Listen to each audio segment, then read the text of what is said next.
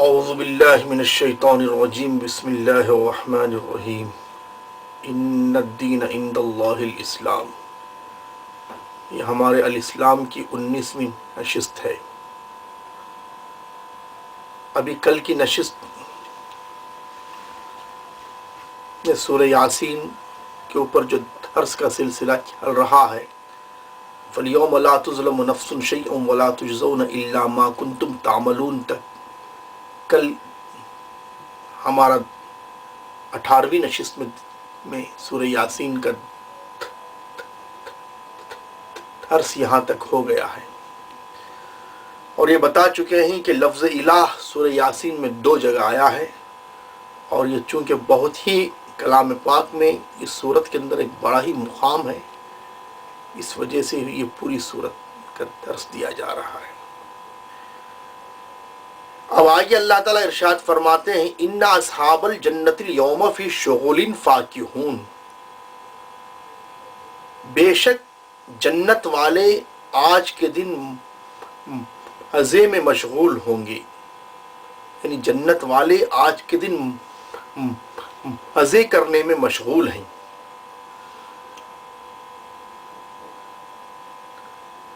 فاکہون، فاکہہ عربی میں میوے کو کہتے ہیں، اور میوہ وہ پھل ہوتا ہے جو تفریح کے طور پر کھایا جاتا ہے. شغل کے معنی کام، تو جنت میں کام کچھ نہیں سوائے مزہ اڑانے کے. اس دنیا میں کافر لوگ ایسا زندگی گزارتے ہیں جیسے کوئی مقصد ہی نہیں، مگر ایک مومن اگر وہی زندگی گزارے تو اس میں اور جانور میں کچھ فرق نہیں. لیکن جنت میں جو کام ہے وہ صرف مزہ اڑانے کا ہے، تو مومن کے لیے جنت میں یہی کام ہے. اسی لیے کہا گیا دنیا سجن المومن و جنت الکافر، دنیا مومن کے لیے قید خانہ اور کافر کے لیے جنت ہے. ان اصحاب الجنت اليوم فی شغل فاکہون، بے شک جنت والے یعنی جنتی لوگ مزے کرنے میں مشغول ہیں. اس کلام کو سمجھنے کے لیے یہ بات ذہن نشین رہنی چاہیے کہ صالح اہل ایمان میدان حشر میں روک کر نہیں رکھے جائیں گے، بلکہ ابتدا ہی میں ان کو بلا حساب یا ہلکی حساب فہمی کے بعد یا ہلکی حساب فہمی کے بعد جنت میں بھیج دیا جائے گا.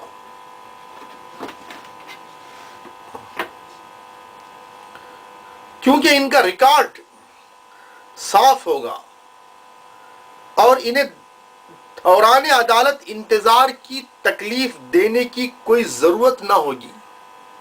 یہ بالکل گرین چینل میں ہوں گے. اس لیے اللہ تعالیٰ میدان حشر میں جواب دہی کرنے کے لیے مجرموں کو بتائے گا کہ دیکھو جن صالح لوگوں کو تم دنیا میں بے وقوف سمجھ کر ان کا مذاق اڑایا کرتے تھے، وہ اپنی عقل مندی کی بدولت آج جنت کے مزے لوٹ رہے ہیں، اور تم جو اپنے آپ کو بڑا زیرک و فرزانہ سمجھ رہے تھے، یہاں کھڑے اپنے جرائم کی جواب دہی تم کو کرنی ہے. تم آج اپنے قصور اور اپنے جرائم کی جواب دہی کر رہے ہو، اور یہ لوگ جنت میں چلے گئے ہیں. ان اصحاب الجنت اليوم فی شغل فاکہون، بے شک جنتی لوگ آج کے دن، الیوم الف لام تخصیص کا ہے، آج کے دن مزے کرنے میں مشغول ہیں. ہم و ازواجہم فی ظلال علی الارائک متکئون، اور وہ اور ان کی بیویاں گھنے سایوں میں ہیں، مسندوں پر تکیے لگائے ہوئے. لہم فیہا فاکہۃ ولہم ما یدعون، ہر قسم کی لذیذ چیزیں کھانے پینے کو ان کے لیے وہاں موجود ہیں.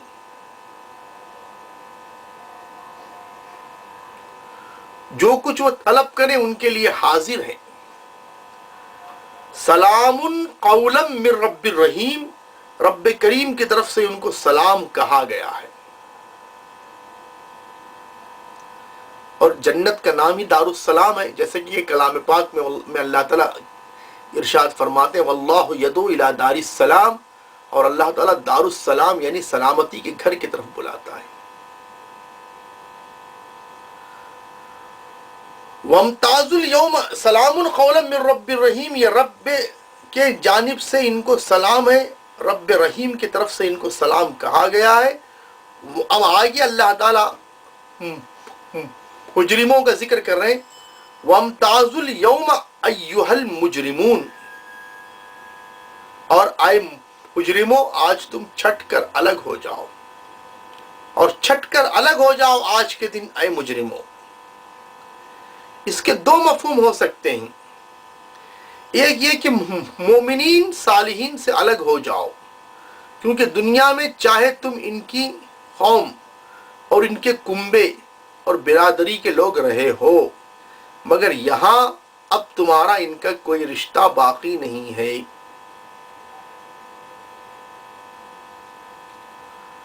ابو جہل اور اکرمہ کا رشتہ باقی نہیں ہے، اکرمہ رضی اللہ تعالیٰ عنہ صحابی ہیں۔ ابو لہب اور ان کے بیٹوں کا رشتہ باقی نہیں ہے، چونکہ ان کے بیٹے صحابی ہیں۔ ابو حذیفہ اور عتبہ کا رشتہ باقی نہیں ہے، کیونکہ ابو حذیفہ رضی اللہ تعالیٰ عنہ صحابی ہیں۔ عبداللہ ابن ابی اور ان کے بیٹے عبداللہ کا رشتہ باقی نہیں ہے، چونکہ وہ منافقوں کا سردار ہے عبداللہ ابن ابی، اور یہ ایمان والے ہیں۔ فرعون اور اس کی بیوی کا رشتہ باقی نہیں ہے، چونکہ فرعون ظالم اور یہ کہ آسیہ ایمان والی۔ نوح علیہ السلام اور لوط علیہ السلام کی بیویوں کا رشتہ باقی نہیں ہے، چونکہ وہ پیغمبر اور یہ کافر کم وقت۔ اور اس کا ایک مفہوم تو یہ ہے، اور دوسرا مفہوم یہ ہے کہ تم آپس میں الگ الگ ہو جاؤ، اب تمہارا کوئی جھٹا قائم نہیں رہ سکتا، تمہاری سب پارٹیاں توڑ دی گئی ہیں، تمہارے تمام رشتے اور تعلقات کاٹ دیے گئے ہیں، تم میں سے ایک شخص کو اب تنہا اپنی ذاتی حیثیت میں اپنے اعمال کی جواب دہی کرنی ہوگی۔ تم دنیا میں مل جل کر حق کی مخالفت کرتے تھے، دار الندوہ میں بیٹھ کر مل جل کر حضور صلی اللہ علیہ وسلم کی مخالفت کرتے تھے اور قتل کے مشورے کرتے تھے۔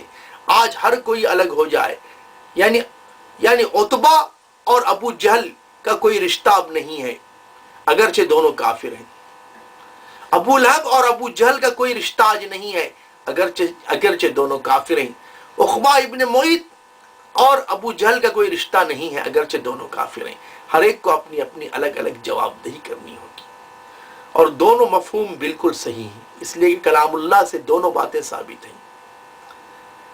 اس لیے کہ سورہ صافات کے اندر یہ بھی ہے کہ ما لکم لا تناصرون، ارے کیا ہو گیا ہے تمہیں، آج ایک دوسرے کی مدد نہیں کر رہے ہو؟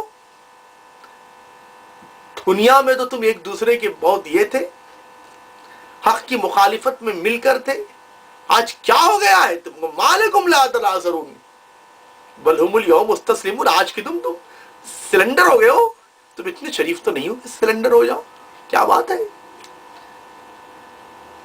اور وہ مفہوم بھی ہے کہ ایمان والے کفار سے الگ کر دیے جائیں گے۔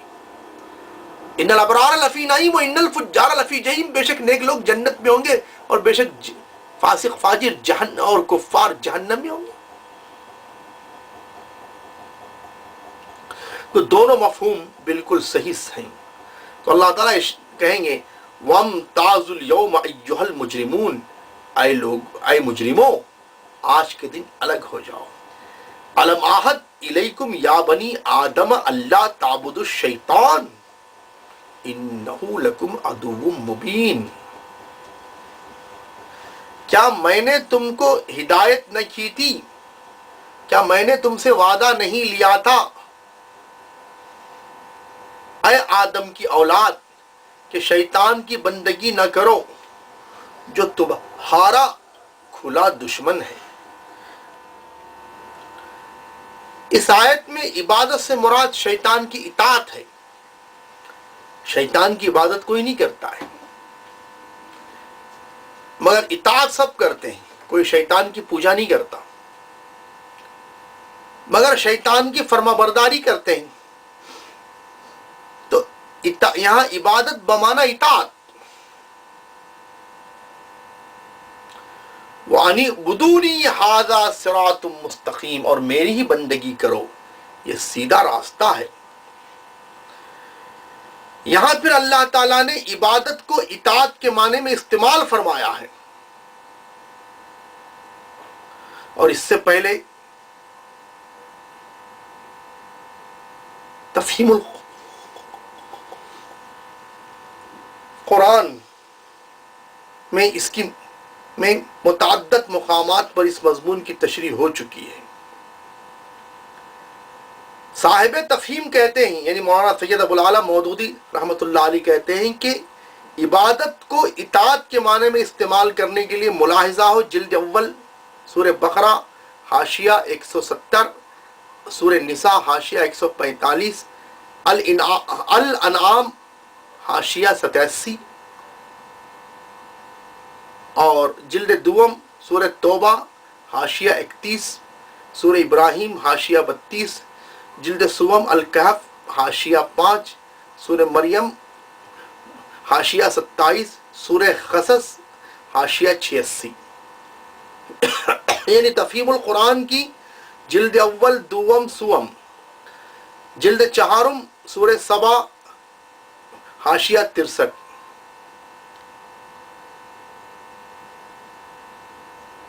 اور مولانا مودودی صاحب کی قرآن کی 4 بنیادی اصطلاحیں، جس میں الہ، رب، عبادت، دین، اس کی جو تشریح کیا ہے وہ زبردست تشریح ہے. اللہ کے کلام کو سمجھنے کے لیے یہ 4 چیزوں کی تشریح سمجھنا بہت ضروری ہے: الہ، رب، عبادت اور دین. اب آئیے صاحب تفہیم یعنی مولانا سید ابو العالی مودودی رحمۃ اللہ علیہ یہ کہتے ہیں، اس سلسلے میں وہ نفیس بحث بھی قابل ملاحظہ ہو جو اس آیت کی تشریح کرتے ہوئے امام رازی رحمۃ اللہ علیہ نے اپنے تفسیر کبیر میں فرمائی ہے. وہ لکھتے ہیں کہ لا تعبد الشیطان کے معنی اللہ کے معنی ہے لا تطیعوہ، اس کی اطاعت نہ کرو. اس کی دلیل یہ ہے کہ اس کو محض سجدہ کرنا بھی ممنوع نہیں ہے، بلکہ اس کی اطاعت کرنا اور اس کے حکم کی تابعداری کرنا بھی ممنوع ہے، لہٰذا اطاعت عبادت ہے. اس کے بعد امام صاحب یہ سوال اٹھاتے ہیں، یعنی امام رازی رحمۃ اللہ علیہ یہ سوال اٹھاتے ہیں کہ اگر عبادت بمعنی اطاعت ہے تو کیا آیت اطیعوا اللہ و اطیعوا الرسول و اولی الامر منکم میں ہم کو رسول اور امراء کی عبادت کا حکم دیا گیا ہے، حالانکہ عبادت اللہ کے سوا کسی کی بھی حرام ہے. ایاک نعبد و ایاک نستعین، ہم تو تیری ہی عبادت کرتے ہیں اور تجھی سے مدد مانگتے ہیں.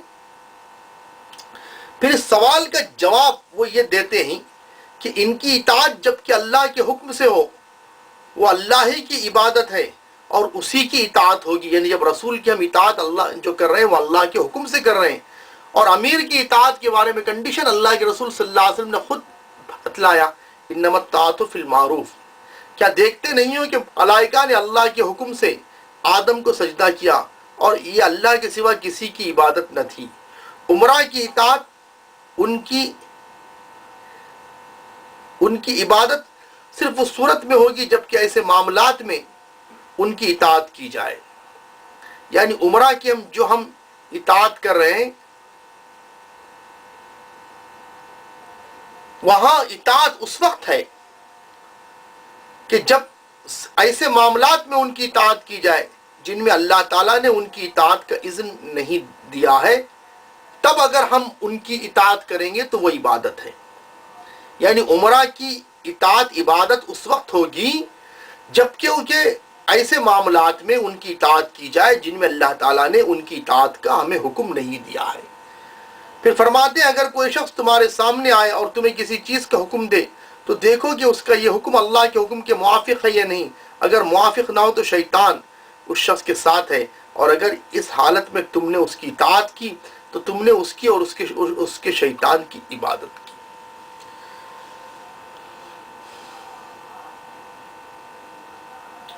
اسی طرح اگر تمہارا نفس تمہیں کسی کام کے کرنے پر اکسائے تو دیکھو کہ شریعت کی روح سے وہ کام کرنے کی اجازت ہے یا نہیں. اجازت نہ ہو تو تمہارا نفس خود شیطان ہے، یہ شیطان اس کے ساتھ ہے. اگر تم نے اس کی پیروی کی تو تم اس کی عبادت کے مرتکب ہوئی. آگے چل کر پھر وہ فرماتے ہیں کہ مگر شیطان کی عبادت کے مراتب مختلف ہیں. کبھی ایسا ہوتا ہے کہ آدمی ایک کام کرتا ہے اور اس کے اعضاء کے ساتھ اس کی زبان بھی اس کی موافقت کرتی ہے اور دل بھی اس میں شریک ہوتا ہے. اور کبھی ایسا ہوتا ہے کہ اعضاء و جوارے سے تو آدمی ایک کام کرتا ہے مگر دل اور زبان اس کام میں شریک نہیں ہوتے. بعض لوگ ایک گناہ کا ارتکاب اس حال میں کرتے ہیں کہ دل ان کا اس پر راضی نہیں ہوتا اور زبان ان کی اللہ سے مغفرت کر رہی ہوتی ہے اور وہ اعتراف کرتے ہیں کہ ہم یہ برا کام کر رہے ہیں. یہ محض ظاہری اعضاء سے شیطان کی عبادت ہے. کچھ اور لوگ ایسے ہوتے ہیں جو ٹھنڈے دل سے جرم کرتے ہیں اور زبان سے بھی اپنے اس فعل پر خوشی و اطمینان کا اظہار کرتے ہیں. یہ ظاہر و باطن دونوں میں شیطان کے عابد ہیں. تفسیر کبیر جلد نمبر 7 صفحہ 103-104. امام راضی رحمۃ اللہ علیہ کی تفسیر کبیر کے حوالے سے مولانا سید ابو الاعلیٰ مودودی رحمۃ اللہ علیہ نے تفہیم القرآن میں یہ بحث کی ہے. تو معلوم ہوا کہ رسول کی ہم اطاعت کرتے ہیں، عبادت نہیں کرتے. امیر کی ہم اطاعت کرتے ہیں، عبادت نہیں کرتے. امیر کی اطاعت جب ہوگی یعنی امیر کی اطاعت عبادت جب ہوگی جب امیر ہم کو غلط کام کا حکم دے رہا ہے اور ہم اس کی اطاعت کریں. صحیح کام میں اگر ہم اطاعت کر رہے ہیں تو انما الطاعۃ فی المعروف. اور رسول کی اطاعت کا تو اللہ نے انہیں بغیر کسی کنڈیشن کے حکم دیا ہے. امیر کی اطاعت میں کنڈیشن ہے، رسول کی اطاعت میں کنڈیشن نہیں ہے. ہاں اگر کنڈیشن ہے جیسا کہ ولا یعصینک فی معروف، آپ کی نافرمانی معروف کام میں نہ کریں جبکہ رسول تو غیر معروف حکم نہیں دیتا، وہاں کنڈیشن آپ کے لحاظ سے لگائی گئی ہے. یعنی آپ رسول کو دھوکہ دے سکتے ہیں، چونکہ یخادعون اللہ کی تفسیر یہی ہے، یخادعون رسول اللہ، وہ لوگ اللہ کے رسول کو دھوکہ دیتے. حضور صلی اللہ علیہ وسلم نے فرمایا کہ میرے سامنے لوگ آتے ہیں اور اپنی چرب زبانی سے اب سے یہ ظاہر کرتے ہیں کہ یہ چیز میری ہے اور میں ظاہری حال دیکھ کر فیصلہ کر دیتا ہوں. اگر میں ان کو غلط چیز یعنی اگر وہ مجھے دھوکہ دے کر لے رہے ہیں تو ان کو چاہیے کہ نہ لیں، اس لیے کہ میں ان کو جہنم کی آگ کا ٹکڑا دے رہا ہوں. اس سے معلوم ہوا کہ اللہ کے رسول صلی اللہ علیہ وسلم کو وہی علم ہوتا ہے جو اللہ تعالیٰ بتاتا ہے، اور جو علم اللہ تعالیٰ اللہ کے رسول کو نہ بتائے وہ علم اللہ کے رسول صلی اللہ علیہ وسلم کو بھی نہیں ہوتا. ورنہ اللہ کے رسول یہ بات نہیں فرماتے کہ اگر مجھے دھوکہ دے کر لے رہا ہے، یعنی حدیث کا مفہوم یہ ہے کہ غلط طریقے سے لے رہا ہے تو وہ نہ لے، اس لیے کہ میں اسے جہنم کی آگ کا ایک ٹکڑا دے رہا ہوں. اور یہ حدیث بخاری وغیرہ کی کتابوں میں موجود ہے. بہرحال پھر بھی آج علم غیب کا ایک بڑا ہی مسئلہ اٹھایا گیا ہے. اللہ تعالیٰ سمجھ عطا فرمائے، امت میں انتشار سے حفاظت فرمائے. علم غیب کا جو مسئلہ، جیسا ڈاکٹر اسرار احمد صاحب نے 3 باتوں میں اس کو حل کر کیا ہے کہ ذاتی اور عطائی کا فرق، کلی اور جزئی کا فرق، قدیم اور حادث کا فرق. یہ 3 فرق کو سامنے رکھ کر اللہ اور اللہ کے رسول صلی اللہ علیہ وسلم کے علم کے بارے میں اگر کوئی رائے قائم کی جائے تو امت میں اتفاق ہو سکتا ہے. اللہ کا علم ذاتی، رسول کا علم عطائی. اللہ کا علم لامحدود، رسول کا علم محدود. یعنی اللہ جتنا دیا اتنا ہی رسول جانتے ہیں، اور سب سے زیادہ رسول اللہ صلی اللہ علیہ وسلم جانتے ہیں. اور اللہ تعالیٰ کا علم قدیم، وہ کبھی بھولتا نہیں، اور پیغمبر کو اللہ تعالیٰ کبھی بھلا ڈالتے ہیں. یعنی فطری تقاضے کے تحت، جیسا کہ مشہور واقعہ ہے کہ ایک بار آپ نماز پڑھا رہے تھے، سورہ روم بھول گئے، تو کبھی کبھی اللہ تعالیٰ بھلا بھی دیتے ہیں. اور وہ مشہور آیت ہے ما ننسخ من آیت او ننسها ناتی بخیر منها او مثلها. ہم کسی آیت کو منسوخ نہیں کرتے یا اس کو یعنی منسوخ کرتے یا اس کو مٹاتے ہیں، اس سے بہتر آیت لے آتے ہیں. شب قدر کا علم اللہ تعالیٰ نے حضور صلی اللہ علیہ وسلم کو دیا، اور جب آپ بتانے کے لیے آئے 2 مسلمانوں میں جھگڑا ہو گیا تو اٹھا لیا. آج تک شب قدر کی تعین نہیں ہو سکی. اللہ کے رسول صلی اللہ علیہ وسلم نے فرمایا آخر اشرے کی تاخراتوں میں ڈھونڈو. ہم ڈھونڈتے ہیں 21 22 23 25 27.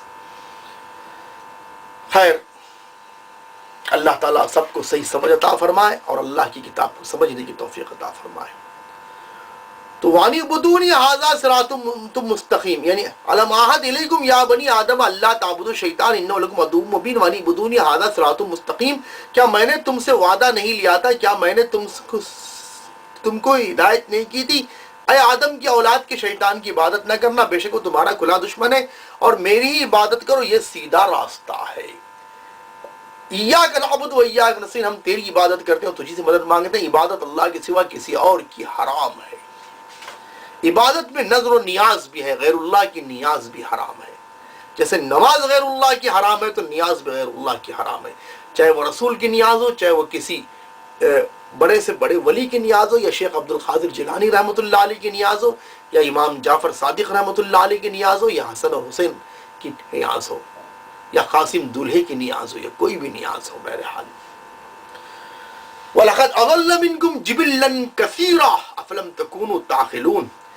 مگر اس کے باوجود اس نے تم میں سے ایک گروہ کثیر کو گمراہ کر دیا. یعنی شیطان، اللہ تعالیٰ نے وعدہ لیا تھا آدم کی اولاد سے کہ شیطان کی عبادت نہ کرنا اور میری ہی عبادت کرنا، یہی سیدھا راستہ ہے.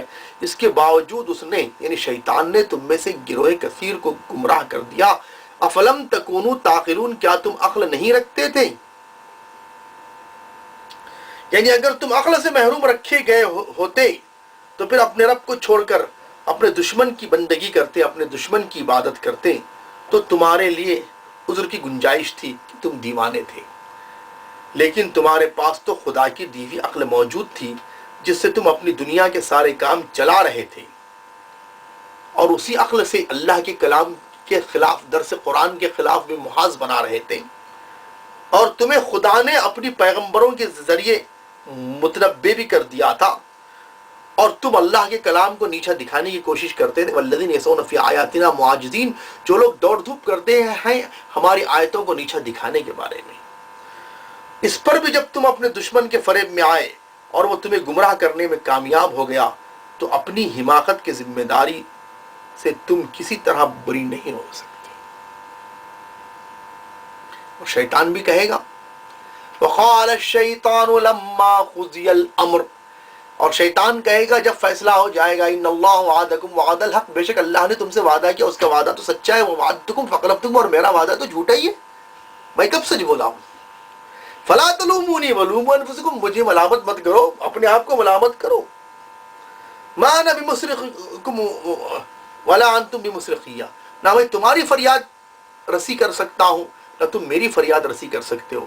تمہاری فریاد میں کچھ نہیں کر سکتا. انی کفرت بما اشرکتمونی من قبل، وہ کمبخت وہاں بولے گا یہ بات کہ بے شک میں اس کو ناپسند کرتا ہوں کہ تم نے اللہ کے کام میں مجھے شریک ٹھہرایا. وَإِنَّ الظَّالِمِينَ لَهُمْ عَذَابٌ أَلِيمٌ، بے شک ظالموں کے لیے دردناک عذاب ہے. هَذِهِ جَهَنَّمُ الَّتِي كُنْتُمْ تُوعَدُونَ، یہ وہی جہنم ہے جس سے تم کو ڈرایا جاتا تھا. اصلوها اليوم بما كنتم تکفرون، جو کفر تم دنیا میں کرتے ہو اس کی پاداش میں اب اس کا ایندھن بنو. اصلوها اليوم بما كنتم تکفرون. اليوم نختم على افواہہم، آج ہم ان کے منہ پر منہ بند کیے دیتے ہیں. اليوم نختم على افواہہم وتکلمنا ایدیہم وتشہد ارجلہم بما كانوا یکسبون، ان کے ہاتھ ہم سے بولیں گے اور ان کے پاؤں گواہی دیں گے کہ یہ دنیا میں کیا کمائی کرتے رہے ہیں.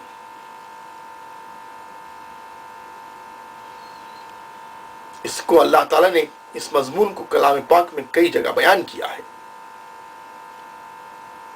اور اللہ تعالیٰ منہ پر مہر لگا دیں گے اور زبان اور ہاتھ کو آرڈر ہوگا، ہاتھ اور پیر کو آرڈر ہوگا گواہی دو، بات کرو. یہ حکم ان ہیکر مجرموں کے معاملے میں دیا جائے گا جو اپنے جرائم کا اقبال کرنے سے انکار کریں گے. یعنی اقبال سے مراد قبول کرنا، یعنی اپنے جرائم کو قبول کرنے سے انکار کریں گے. گواہیوں کو بھی جھٹلائیں گے اور نام اعمال کی صحت بھی تسلیم نہیں کریں گے، تب اللہ تعالیٰ حکم دے گا اچھا اپنی بکواس بند کرو اور دیکھو تمہارے اپنے اعضائے بدن تمہارے کرتوتوں کی کیا روداد سناتے ہیں، ہم تمہاری کیا روداد سناتے ہیں، بند کرو اپنی بکواس، دیکھو ہم کیا روداد سناتے ہیں۔ اس سلسلے میں یہاں صرف ہاتھوں اور پاؤں کی شہادت کا ذکر فرمایا گیا، مگر دوسرے مقامات پر یہ بتایا گیا کہ ان کی آنکھیں، ان کے کان اور ان کی زبانیں اور ان کے جسم کی کھالیں بھی پوری داستان سنا دیں گی کہ وہ ان سے کیا کام لیتے رہے ہیں۔ یوم تشہد علیہم السنتہم وایدیہم وارجلہم بما کانوا یعملون وقالوا لجلودہم لما شہدتم علینا قالوا انطقنا اللہ الذی انطق کل شیء وهو خلقنا اول مرہ۔ جس دن ان کے ہاتھ، کان اور پیر، یعنی ان کی زبان گواہی دے گی اور ان کے ہاتھ اور پیر گواہی دیں گے جو وہ عمل کرتے تھے۔ اور دیکھیے سورہ نور آیت نمبر 24 اور سورہ حامیم سجدہ آیت نمبر 20۔ حتی اذا ما جاءوا شهد عليهم سمعهم وابصارهم وجلودهم بما كانوا يعملون وقالوا لجلودهم لما شهدتم علينا قالوا انطقنا الله الذي انطق كل شيء۔ یعنی جب ان کو لایا جائے گا جہنم کے قریب، ان کے اعضاء بدن گواہی دیں گے تو کہیں گے کیوں تم ہمارے خلاف گواہی دیے کم بختو، ہم تو تمہیں بچانے چاہ رہے تھے۔ تو وہ کہیں گے آج اس اللہ نے ہمیں گویائی دی جس نے ہر گویا چیز کو بولنے کی طاقت دی تھی۔ یہاں یہ سوال پیدا ہوتا ہے کہ ایک طرف تو اللہ تعالیٰ فرماتا ہے کہ ہم ان کے منہ بند کریں گے، اور دوسری طرف سورہ نور کی آیت میں فرماتا ہے کہ ان کی زبانیں بھی گواہی دیں گی، یوم تشہد علیہم السنتہم وایدیہم وارجلہم بما کانوا یعملون۔ یہاں زبانوں کی گواہی کا بھی ذکر ہے۔ ان دونوں باتوں میں مطابقت کیسے ہوگی؟ اس کا جواب یہ ہے کہ منہ بند کر دینے سے مراد ان کا اختیار کلام سلب کر لینا ہے، کہ آدمی اپنی سمجھ سے اور اپنے اختیار سے جو کلام کرتا تھا، سامنے والے کو بیوقوف بناتا تھا، جھوٹ بولتا تھا، جیسا دنیا میں مکاری کرتا تھا، سامنے والے کو بیوقوف بناتا تھا، چکنی چیڑی باتوں میں اس کو گول کر لیتا تھا، وہ ساری چیزیں یہاں ختم ہو جائیں گی۔ ان کا اختیار کلام سلب کر لینا ہے، یعنی اس کے بعد وہ اپنی زبان سے اپنی مرضی کے مطابق بات نہ کر سکیں گے۔ اور زبانوں کی شہادت سے مراد یہ ہے کہ ان کی زبانیں خود یہ داستان سنانا شروع کر دیں گی کہ ہم سے ان ظالموں نے کیا کام لیا تھا، کیسے کیسے کفر بکے تھے، کیسے کیسے بکواس کیے تھے، کیا کیا جھوٹ بولے تھے، کیا کیا فتنے برپا کیے تھے، اور کس کس موقع پر انہوں نے ہمارے ذریعے سے کیا کیا باتیں کی تھی، اور کیسے کیسے قرآن کی آیتوں کی تحریف مانوی کی تھی، مطلب غلط بیان کیا تھا، قرآن کی آیات کو کیسا کیسا غلط مطلب بیان کیا تھا، جس کو علامہ ڈاکٹر اقبال نے کہا زمیں کیا آسماں بھی تیری کچ بینی پہ روتا ہے، غضب ہے سطر قرآن کو چلیپا کر دیا تو نے۔ چلیپا سلیب کو کہتے ہیں، اشارہ اس بات کی طرف ہے کہ قرآن سے جو ہے آدمی باطل کی کو ثابت کر رہا ہے، نعوذ باللہ من ذالک۔ یہ سارے اختیاری کلام سلب کر دیے جائیں گے۔ الیوم نختم علی افواہہم وتکلمنا ایدیہم وتشہد ارجلہم بما کانوا یکسبون۔ یہی زبان سے یا غوث المدد بھی کہتے تھے، یہی زبان سے یا خواجہ المدد بھی کہتے تھے، شرک بکتے تھے اور اپنے آپ کو مسلمان کہتے تھے، یا رسول اللہ المدد کہتے تھے، اپنے آپ کو عاشق رسول بولتے تھے، اور صحیح ایمان والوں کو گستاخ رسول بولتے تھے۔ آج تمہیں خود معلوم ہوگا کس حالت میں تمہیں خود معلوم ہو جائے گا، تمہارے اختیارات سلب ہوں گے، تمہارے دلائل سلب ہو جائیں گے۔ حالانکہ انی سلطانیہ، انسان کہے گا میری طاقت بھی تباہ ہو گئی، میری دلیل بھی تباہ ہو گئی، جیسا کہ سورہ حقہ میں سلطان کے معنی طاقت بھی ہے اور دلیل بھی ہے۔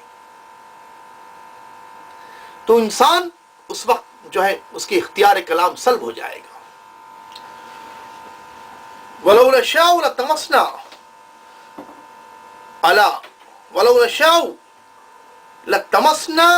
عَلَىٰ أَعْيُنِهِمْ فَاسْتَبَقُوا الصِّرَاطَ فَأَنَّىٰ يُبْصِرُونَ۔ ہم چاہے تو ان کی آنکھیں موند دیں گے، پھر راستے کی طرف لپک کر دیکھیں گے کہ کہاں سے انہیں راستہ سجائی دے گا۔ ہم چاہیں تو انہیں ان کی جگہ वलौ नशाउ लमसकनाहुम अला मकानतिहिम मस्तताउ मुज़िय्यम वला यरजून, हम चाहें तो उन्हें उनकी जगह इस तरह मस्क करके रख देंगे कि ये न आगे बढ़ सकेंगे और न पीछे लौट सकेंगे। ये क़यामत का नक्शा खींचने के बाद अब उन्हें बताया जा रहा है कि क़यामत तो खैर तुम्हें दूर की चीज़ नज़र आती है, मगर ज़रा होश में आकर देखो कि खुद दुनिया में हिस्स की ज़िंदगी पर, जिस ज़िंदगी पर तुम फूले हो, तुम किस तरह अल्लाह के दस्ते कुदरत में बेबस हो। यानी आगे की आयत में यानी ये तो बता रहे हैं अल्लाह ताला हम उनकी सूरतें मस कर देंगे, और इस तरह मस करें यानी उनकी जगह पर ही हम उनकी सूरतें इस तरह मस कर देंगे कि वो आगे लौट नहीं सकेंगे। पर आगे की आयत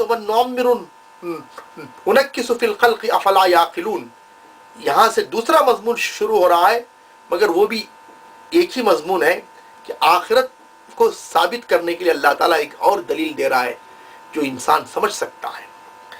क़यामत का नक्शा खींचने के बाद अब उन्हें बताया जा रहा है कि ये क़यामत तो खैर तुम्हें दूर की चीज़ नज़र आती है, मगर ज़रा होश में आकर देखो कि खुद इस दुनिया में जिस ज़िंदगी पर तुम फूले पड़े हो, तुम किस तरह अल्लाह के दस्ते कुदरत में बेबस हो। या आंखें जिनकी बीनाई के तुफेल तुम अपनी दुनिया के सारे काम चला रहे हो, अल्लाह के एक इशारे से अंधी हो सकती है। ये टांगे जिनके बल पर तुम ये सारी दौड़ धूप दिखा रहे हो, अल्लाह के एक हुक्म से इन पर अचानक फालिज गिर सकता है। जब तक अल्लाह ताला की दी हुई ताकतें काम करती रहती हैं तो तुम अपनी खुदी के जाम में मदहोश रहते हो, मगर जब इनमें से कोई एक ताकत भी जवाब देती है तो तुम्हें मालूम हो जाता है कि तुम्हारी बिसात कितनी है। वमन नुअम्मिरहु नुनक्किसु फिल खल्क़ि अफला याक़िलून, जिस शख्स को हम लंबी उम्र देते हैं उसकी बनावट को हम उलट ही देते हैं। साख उलट देने से मुराद यह है कि अल्लाह ताला बुढ़ापे में आदमी की हालत बच्चों की सी कर देता है। उस तरह वो चलने फिरने से माजूर होता है, उसी तरह दूसरे उठाते बिठाते और सहारा देकर चलाते हैं, उसी तरह दूसरे उसको खिलाते पिलाते हैं, उसी तरह वो अपने कपड़ों में और अपने बिस्तर पर रफ़ा हाजत करने लगता है, उसी तरह वो नासमझी की बातें करता है जिस पर लोग हंसते हैं।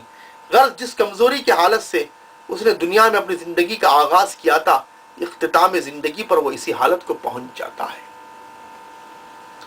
इसीलिए अल्लाह के रसूल सल्लल्लाहु अलैहि वसल्लम ने अधेड़ उम्र से पनाह मांगी, अल्लाहुम्मा इन्नी औज़ु बिका मिन अर्ज़लिल उम्र, ऐ अल्लाह मैं अधेड़ उम्र से पनाह मांगता हूँ। और कुरान कहता है कि जो आदमी अधेड़ उम्र में पहुंचता है, यानी बास को हम अधेड़ उम्र में पहुंचा डालते हैं, लिकैला यालम बाद इल्मिन शैया मिनकुम मन युरद्दु इला अर्ज़िल उम्र लिकैला यालम बाद इल्मिन शैया, बास को हम अधेड़ उम्र में पहुंचा डालते हैं, और मिनकुम मन युतवफ़्फ़ा मिनकुम मन युरद्दु इला अर्ज़िल उम्र, बास को हम उठा लेते हैं और बास को हम ऐसी अधेड़ उम्र में पहुंचा डालते हैं कि वो कुछ नहीं जानता है।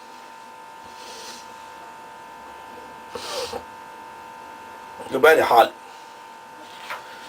आगे अल्लाह ताला इरशाद फरमाते वमा अल्लमनाहु शिअर वमा यंबगी लह इन हुवा इल्ला ज़िक्रुन व कुरआनुम मुबीन, हमने इस नबी को शेर नहीं सिखाया है और न शायरी इसको ज़ेब देती है। ये तो एक नसीहत है और साफ पढ़ी जाने वाली किताब है। लियुनज़िर मन कान हय्यन व यहक़ल क़ौलु अलल काफ़िरीन, ताकि हर उस शख्स को खबरदार करे जो जिंदा हो और इनकार करने वालों पर हुज्जत कायम हो जाए। यहाँ अल्लाह ताला हुजूर सल्लल्लाहु अलैहि वसल्लम की शान में इरशाद फरमाते हैं, हमने आपको शायरी का इल्म नहीं सिखाया। सोचने की बात है, अरब की सरजमीन जो सब्जियों की तरह शायरों को उगाती थी, जहां की छोकरियां भी यानी نوجوان لڑکیاں بچیاں بھی شاعری کرتی تھی.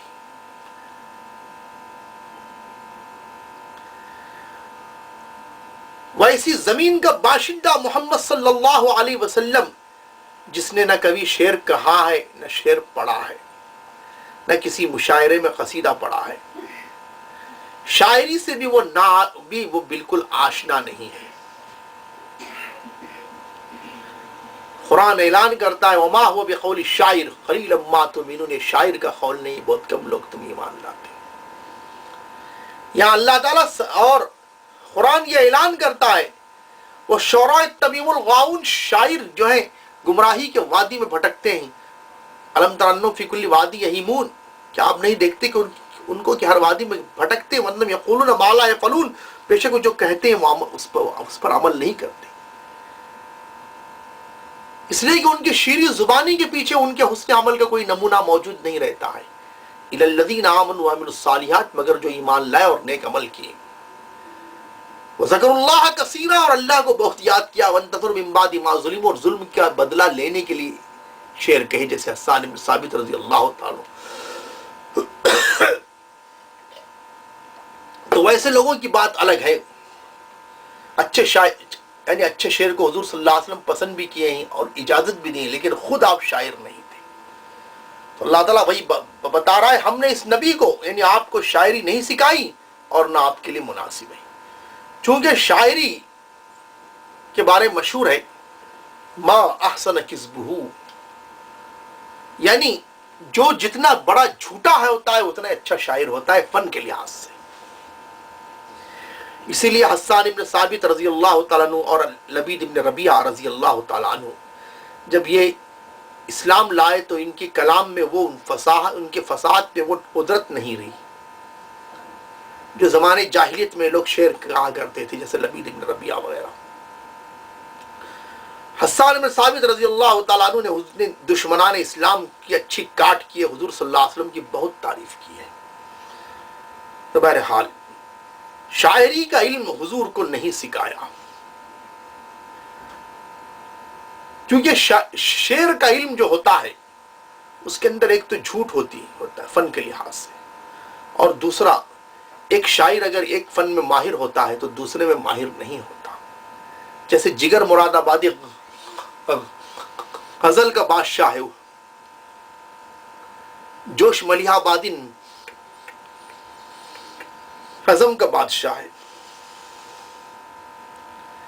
مرزا غالب فن کا بادشاہ ہے، داغ دہلوی ایک اچھا اس کا بھی ایک مقام ہے، لیکن فکر کی بلندی علامہ ڈاکٹر اقبال کے جو پائی جاتی ہے، اور اسلام کی ترجمانی جس کی پٹری الطاف حسین حالی نے بچھائی، جس پر علامہ ڈاکٹر اقبال نے ٹرین چلایا.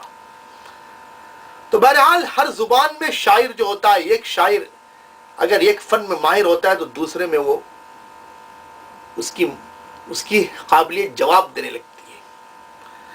اگر کوئی واعظ و نصیحت کا ماہر ہوتا ہے تو رزم و بزم کے اوپر اس کو طاقت نہیں رہتی، اور اگر رزم و بزم پر اگر وہ یہ کہ حاوی ہوتا ہے تو واعظ کہنے میں اس کو طاقت نہیں رہتی. تو شاعری کا علم ہم نے آپ کو نہیں سکھایا اور نہ یہ آپ کے لیے مناسب ہے. یہ بے شک یہ قرآن ایک نصیحت ہے اور کھلی کتاب. یہاں اللہ تعالیٰ یہ جواب دے رہے ہیں، یعنی اس بات کا جواب دے رہے ہیں کہ کفار توحید، آخرت اور زندگی بعد موت اور جنت اور دوزخ کے متعلق نبی کریم صلی اللہ علیہ وسلم کی باتوں کو محض شاعری قرار دے کر اپنے نزدیک بے وزن ٹھہرانے کی کوشش کرتے تھے. یعنی اپنے نزدیک حضور صلی اللہ علیہ وسلم کی بات کو بے وزن ٹھہرانے کی کوشش کرتے تھے. تو اللہ تعالیٰ یہ بتا رہا ہے کہ یہ کلام ہے، اور اس کتاب سے آپ اس شخص کو خبردار کریں گے جو زندہ ہے، اور انکار کرنے والوں پر اس سے حجت قائم ہوتی ہے.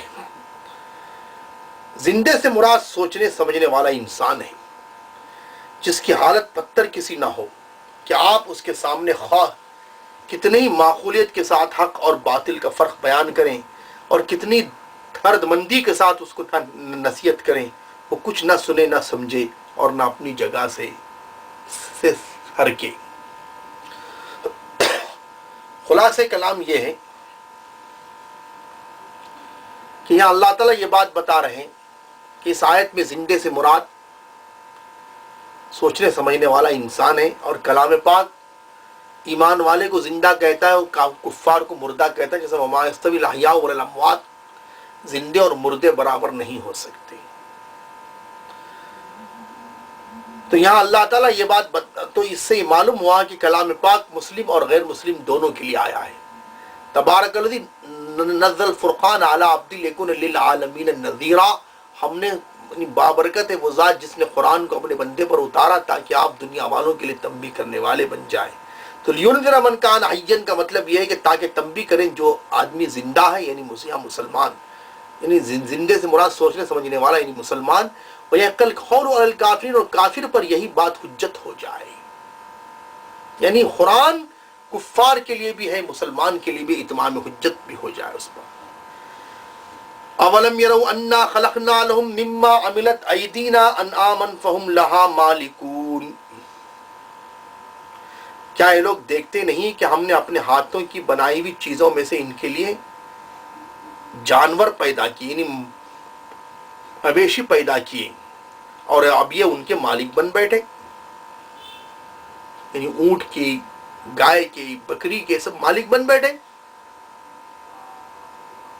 وَذَلَّلْنَاهَا لَهُمْ فَمِنْهَا رَكُوبُهُمْ وَمِنْهَا يَأْكُلُونَ، ہم انہیں اس طرح ان کے بس میں ہم نے انہیں اس طرح ان کے بس میں کر دیا ہے کہ ان میں سے کسی پر یہ سوار ہوتے ہیں اور کسی کا گوشت کھاتے ہیں۔ بعض جانور پہ سوار ہوتے ہیں، بعض کا گوشت کھاتے ہیں۔ من یہاں تبیزیہ ہے۔ وَلَهُمْ فِيهَا مَنَافِعُ وَمَشَارِبُ أَفَلَا يَشْكُرُونَ، اور ان کے اندر ان کے لیے طرح طرح کے فوائد اور مشروبات ہیں، یعنی فائدے کی چیزیں ہیں، ان اس جانور میں سے فائدے کی چیزیں ہیں اور پینے کی چیزیں ہیں۔ کیا شکر گزار نہیں ہیں؟ اللہ تعالیٰ یہاں اس بات کو بتلا رہے ہیں کہ جانور کو ہم نے تمہارے لیے مسخر کر دیا ہے۔ سبحان الذی سخر لنا ھذا وما كنا له مقرنین، جب یہ چونکہ سواری کی دعا ہے، وَإِنَّا إِلَىٰ رَبِّنَا لَمُنْقَلِبُونَ، تمام عیبوں سے پاک ہے وہ ذات جس نے ہمارے لیے مسخر کر دیا، اور بے شک ہمارے رب کی طرف ہم لوٹائے جائیں گے، کیونکہ ہم اس کو یعنی ہم اسے کنٹرول نہیں کر سکتے تھے، اللہ نے اسے کنٹرول کیا۔ یہاں یعنی اس نعمت کو منعم کے سوا کسی اور کا عطیہ سمجھنا، یعنی اللہ تعالیٰ نے جو نعمتیں دی ہیں اسے کسی اور کا عطیہ سمجھنا، اس پر کسی اور کا احسان مند ہونا، اور احسان کرنے والے کے سوا کسی اور سے نعمت پانے کی امید رکھنا یا نعمت طلب کرنا، یہ سب کفران نعمت ہے۔ اس طرح یہ بھی کفران نعمت ہے کہ آدمی منعم یعنی انعام کرنے والے کی دی ہوئی نعمت کو اس کی رضا کے خلاف استعمال کرے۔ لہذا ایک مشرک اور کافر اور منافق اور فاسق انسان محض زبان سے شکر کے الفاظ ادا کر کے خدا کا شاکر بندہ قرار نہیں پا سکتا۔ کفار مکہ اس بات کے منکر نہ تھے کہ ان جانوروں کو اللہ نے پیدا کیا ہے، وہ جانتے تھے کہ اللہ نے اس کو پیدا کیا ہے۔ ان میں سے کوئی بھی یہ نہیں کہتا تھا کہ ان کے پیدا کرنے میں دوسرے معبودوں کا کوئی دخل ہے، مگر یہ سب کچھ ماننے کے باوجود جب وہ خدا کی دی ہوئی نعمتوں پر اپنے معبودوں کے شکریہ بجا لاتے تھے، ان کی آگے نظریں کرتے تھے اور نیازیں پیش کرتے تھے، ان سے مزید نعمتوں کی دعائیں مانگتے تھے، ان کے لیے قربانیاں کرتے تھے، تو خدا کے لیے کے بجائے ان کا زبانی شکر بالکل بے معنی ہے۔ اسی پر اللہ تعالیٰ ان کو نعمت کو جھٹلانے والا، اور یعنی کفران نعمت یعنی کافر نعمت کا مطلب نعمت کو جھٹلانے والا اور احسان فراموش قرار دے رہا ہے۔ اور آج تو شیطان نے ایسی پٹی پڑا دیا ہمارے مسلمان بھائیوں کو کہ جیسا وہ لوگ بتوں کے نام پہ نظر و نیاز کرتے تھے، آج ہمارے لوگ درگاہوں کے نام پہ نیاز کرتے ہیں، اور یہ سمجھتے ہیں کہ یہ درگاہ ہماری مدد کرنے والی، یہ ولی ہماری مدد کرنے والے۔ ارے یہ بھی تو آپ دیکھیے، درگاہ پہ لکھا رہتا ہے، سجادگان لکھتے ہیں کہ یہاں پر چراغی ڈالیے، یعنی جو بھیک دینے آئے ہو یہاں ڈال دو، اور بڑا تالا لگا رہتا ہے، اس پہ بڑا لاک ہوتا ہے، اور وہی باکس ہوتا ہے، اس پہ لاک ہوتا ہے۔ تو سوال یہ ہے کہ اگر اولیاء اللہ کے اندر مدد کرنے کی طاقت ہے تو پھر تالا لگانے کی ضرورت کیا ہے؟ اور جو اپنے چڑھائے ہوئے نذرانے کی حفاظت نہیں کر سکتے وہ تمہاری کیا مدد کریں گے؟ ہو سکتا ہے ہماری بات کوئی سن رہا ہو تو کوئی بدبخت یہ کہے کہ اللہ جب سب حفاظت کرتا ہے تو گھر کھلا رکھ کے جاؤ۔ ہاں، گھر کھلا رکھ کے جاتے اگر اللہ ہمیں حکم دیتا۔ اللہ نے ہمیں اس کا حکم نہیں دیا ہے، اللہ نے ہم کو یہ حکم دیا ہے چونکہ اللہ کے رسول صلی اللہ علیہ وسلم کے پاس مشہور واقعہ ہے کہ ایک شخص آیا، اونٹ پر سوار ہو کر آیا، آپ صلی اللہ علیہ وسلم نے پوچھا کیسے آئے؟ تو کہا توکل تو اللہ، یعنی مطلب کہ کیسے آئے؟ پوچھا اونٹ پر سوار ہو کیا آیا؟ کہا اونٹ کہاں چھوڑا؟ کہا توکل تو اللہ، اللہ پہ چھوڑ کے بھروسے پہ چھوڑا۔ تو آپ نے فرمایا جاؤ اس کو رسی سے باندھو، پھر اللہ پہ بھروسہ کرو۔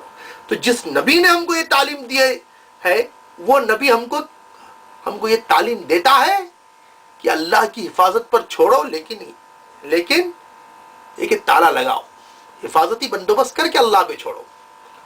اس نبی نے ہمیں تعلیم دی ہے۔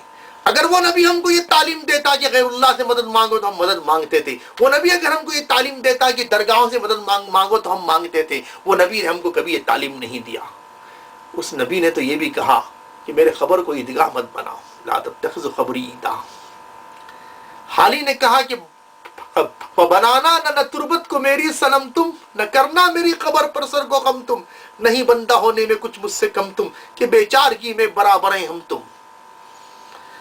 اور قرآن کھل کر یہ اعلان کرتا ہے وَمَنْ أَضَلُّ مِمَّنْ يَدْعُو مِن دُونِ اللَّهِ مَن لَّا يَسْتَجِيبُ لَهُ إِلَىٰ يَوْمِ الْقِيَامَةِ وَهُمْ عَن دُعَائِهِمْ غَافِلُونَ۔ اس سے بڑھ کر کون گمراہ ہے جو اللہ کے علاوہ کسی اور کو پکارتا ہے، جو قیامت تک جواب نہیں دے سکتے اور وہ ان کی پکارنے سے غافل ہیں۔ قرآن یہ نہیں کہا کہ بتوں کو مت پکارو، بلکہ کہا کہ غیر اللہ کو مت پکارو، اللہ کے علاوہ مت پکارو۔ یعنی اللہ کے علاوہ کسی کو پکارنا، اس میں ولی کو پکارنا، نبی کو پکارنا، رسول کو پکارنا، سب شرک ہے اللہ کے سوا۔ بہرحال آج یہ شرک عشق اولیاء اور عشق رسول کے نام پر جی رہا ہے۔ اسی کو الطاف حسین حالی نے کہا کہ توحید کا جو دین تھا وہ توحید یہاں ہندوستان میں آ کر بدل گئی، جیسا کہ مسدس حالی کے اندر کہ وہ مشہور اشعار ہیں، اس میں انہوں نے کہا کہ ہندوستان میں آ کر کے دین بدل گیا ہے۔ یعنی خالص اسلام جو اللہ کے رسول صلی اللہ علیہ وسلم نے پیش کیا اس کو اور ہمارے بھارتی ایڈیشن اس کے اندر بہت مل گئے۔ اسی لیے اللہ تعالیٰ فرما رہے ہیں افلا یشکرون، کیا وہ شکر نہیں کرتے؟ الطاف حسین حالی کی مسدس حالی بہت مشہور کتاب ہے، اس میں حالی نے قوم کو اٹھایا ہے، اور سر سید نے وہ لکھوایا، اور ایسے توحید پرست کو بھی لوگوں نے کافر کہا، اس لیے کہ جو لوگ توحید کی بات کہتے ہیں وہ ان کے نزدیک مشرک ہیں، اور قبر پرست ان کے نزدیک سنی صحیح العقیدہ مسلمان ہیں، جبکہ سنت کی سین بھی معلوم نہیں ہے۔ اہل سنت والجماعت وہ ہیں جو نبی کے طریقے پر چلے، سنت والجماعت، سنت سے مراد نبی کا طریقہ، جماعت سے مراد صحابہ کی جماعت۔ تو بہرحال الطاف حسین حالی نے جو مسدس حالی لکھی ہے، زبردست کتاب ہے قوم کو اٹھانے کے لیے۔ اس میں بہت ساری باتیں کہی، لیکن یہ مضمون کی مناسبت سے، چونکہ غیر اللہ سے نظر و نیاز کی بات چل رہی ہے، تو مضمون کی مناسبت سے چند اشعار پڑھتا ہوں۔ کرے غیر گر بت کی پوجا تو کافر، جو ٹھہرائے بیٹا خدا کا تو کافر، جھکے آگ پر بہر سجدہ تو کافر۔ اور بعض نسخے میں ایسا لکھا ہے کہے آگ کو اپنا قبلہ تو کافر، کواکب میں مانے کرشمہ تو کافر۔ یعنی غیر اگر بت کی پوجا کرے تو کافر، اور ہم خبر کی پوجا کر کے بھی مسلمان بولتے پوجا نہیں کرتے۔ ارے نظر و نیاز ہی تو پوجا ہے، نظر و نیاز تو یہ ایک عبادت ہے، عبادت کے معنی پوجا ہے ہندی میں، اور کیا ہے؟ پرستش۔ غیر اللہ کی نظر و نیاز، غیر اللہ کے سامنے ہاتھ، یعنی قبر کے سامنے ہاتھ باندھ کر ٹھہرنا، سجدہ کرنا، جھکنا، اور کعبے کے سوا کسی اور کا طواف کرنا، یہ سب ہے۔ جو ٹھہرا ہے بیٹا خدا کا تو کافر، جھکی آگ پر بہر سجدہ تو کافر۔ ہم مسلمان اگر بتی جلنے کے بعد بھی ایسا کریں تو مسلمان ہیں۔ کواکب میں مانے کرشمہ تو کافر، کواکب یعنی ستاروں میں کرشمہ تاثیر مانتا ہے تو کافر ہو گیا غیر۔ غیر اگر جو ہے آگ کے سامنے جھک رہا ہے تو کافر۔ ہم بتی کے سامنے، اور ہم جو ہے محبوب سبحانی کے چراغ جلا کے بھی مسلمان، چراغ جلا کے ہم روشنی حاصل کرنے والے، توحید پرست، نعوذ باللہ من ذالک، لعنت ہے ایسی توحید پر، یہ مشرک ہے خود۔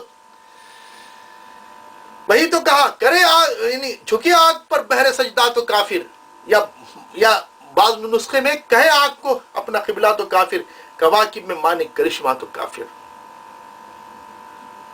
اصل میں الطاف حسن حالی نے جھکی آگ پر بہر سجدہ تو کافر۔ ہو سکتا ہے اس دور میں کوئی جو ہے اسے چینج کرنے والا ایسا بھی چینج کر سکتا ہے کہ بھئی یہ ہمارے خلاف پڑھ رہا ہے، مگر مومنوں پر کشادہ ہیں راہیں، یعنی ٹانٹنگ ہے، پرستش کریں شوق سے جس کے جی چاہیں، نبی کو جو چاہیں خدا کر دکھائیں، اماموں کا رتبہ نبی سے بڑھائیں، مزاروں پہ دن رات نظریں چڑھائیں، شہیدوں سے جا جا کے مانگیں دعائیں۔ مزاروں پہ جا کے نظریں چڑھائیں، بعض اس میں ایسا بھی لکھا ہے نہ توحید میں کچھ خلل اس سے آئے، نہ اسلام بگڑے نہ ایمان جائے۔ ارے ایسی توحید کا نام، ایسا اگر اسلام ہوتا تو ابو جہل بھی قبول کر لیا ہوتا۔ آگے کہتے ہیں وہ دین جس سے توحید پھیلی جہاں میں، کیا بات کہا، وہ دین جس سے توحید پھیلی جہاں میں، ہوا جلوگر حق زمین و زمان میں، زمین اور زمان وقت میں حق واضح ہو گیا، رہا شرک باقی نہ وہم و گما میں، وہ بدلا گیا آ کے ہندوستان میں۔ یعنی جو دین جس سے توحید پھیلی، یہاں آ کر کے وہ معجون مرکب بن گیا شرک اور توحید کا، کہ کارپوریشن کے مسلمان لا الہ الا اللہ بولنے والے اور مزاروں پہ جھکنے والے۔ ہمیشہ سے اسلام تھا جس پہ نازا، وہ دولت بھی کھو بیٹھے آخر مسلمان۔ اللہ تعالیٰ صحیح سمجھ عطا فرمائے۔ ہندوستان میں توحید کا جنازہ نکال دیا ظالموں نے۔ وَاتَّخَذُوا مِن دُونِ اللَّهِ آلِهَةً لَعَلَّهُمْ يُنصَرُونَ، اسی لیے ہندوستان میں توحید کا جنازہ نکال دیا۔ شیخ الاسلام محمد بن عبد الوہاب نجدی رحمۃ اللہ علیہ نے جو کام شروع کیا تھا، اس سے پہلے شاہ ولی اللہ محدث دہلوی رحمۃ اللہ علیہ نے وہ کام ہندوستان میں شروع کیا تھا، لیکن یہاں کی حکومت شاہ ولی اللہ محدث دہلوی رحمۃ اللہ علیہ کی مخالف تھی، اس لیے بیچارے بظاہر ناکام ہوئے، ورنہ اللہ کے پاس تو آپ کو ثواب ملے گا انشاءاللہ۔ اور محمد بن عبد الوہاب نجدی رحمۃ اللہ علیہ کامیاب ہو گئے، اس لیے کہ وہاں حکومت ساتھ دیا، اور مسلم شریف کی اس حدیث پر عمل ہوا کہ کوئی خبر نہ چھوڑے جسے زمین کے برابر نہ کرے، کوئی تصویر نہ چھوڑے جسے مٹا نہ دے، کوئی بت نہ چھوڑے جسے توڑ نہ دے۔ اس لیے وہاں آج جنت البقیع، جنت المعلیٰ کا جو منظر دکھتا ہے وہ اس سے پہلے نہیں دکھا۔ اور اس سے پہلے ہماری نشستوں میں ہم وہ حدیث مسلم شریف کی حدیث پیش کر چکے جس میں خبر کے مٹانے کا اور انہیں خبر کو زمین کے برابر کرنے کا، توحید یعنی مطلب ایک تصویر کو مٹانے کا، اور یہ ہے کہ بت کو توڑنے کا ذکر ہے۔ بہرحال شاہ ولی اللہ محدث دہلوی رحمۃ اللہ علیہ کی وفات 1176 ہجری ہے، اور محمد بن عبد الوہاب، شیخ الاسلام محمد بن عبد الوہاب نجدی رحمۃ اللہ علیہ کی وفات 1206 ہجری ہے۔ شاہ ولی اللہ محدث دہلوی رحمۃ اللہ علیہ بہت بڑی شخصیت ہے، بقول ڈاکٹر اسرار احمد، ابن شیخ الاسلام امام ابن تیمیہ اور محی الدین ابن عربی، دو کے مجموعے کا نام شاہ ولی اللہ ہے۔ بہرحال وَاتَّخَذُوا مِن دُونِ اللَّهِ آلِهَةً لَعَلَّهُمْ يَنصُرُونَ، یہ سب کچھ ہوتے ہوئے انہوں نے اللہ کے سوا دوسروں کو اللہ بنا لیا، تاکہ یہ امید رکھیں کہ ان کی مدد کی جائے، دوسروں کو یہ معبود بنا لیا۔ اسی لیے ہم نے اس آیت کو، یعنی اسی لیے ہم نے پورے سورۃ یاسین کے درس دیا۔ اس سورت میں 2 جگہ الہ کا ذکر ہے، ایک یہاں اور ایک اتخذ من دونی آلہۃ ان یردنی الرحمن بضر لا تغنی عنی شفاعتهم شیئا ولا ينقذون. اس پر درس ہو چکا ہے.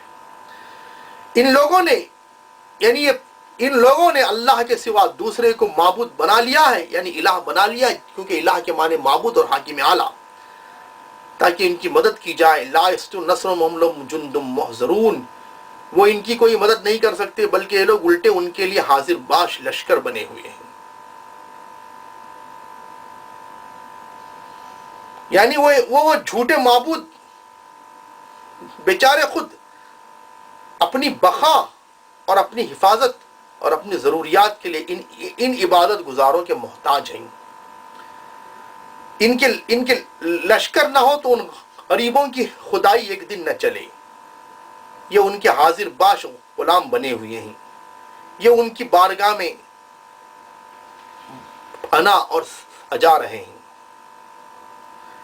اور ان کے لیے پروپیگنڈا کرتے پھرتے ہیں. یہ خلق خدا یعنی اللہ کی مخلوق کو ان کا گرویدہ بناتے ہیں. یہ ان کی حمایت میں لڑتے اور جھگڑتے ہیں، تب کہیں ان کی خدائی چلتی ہے.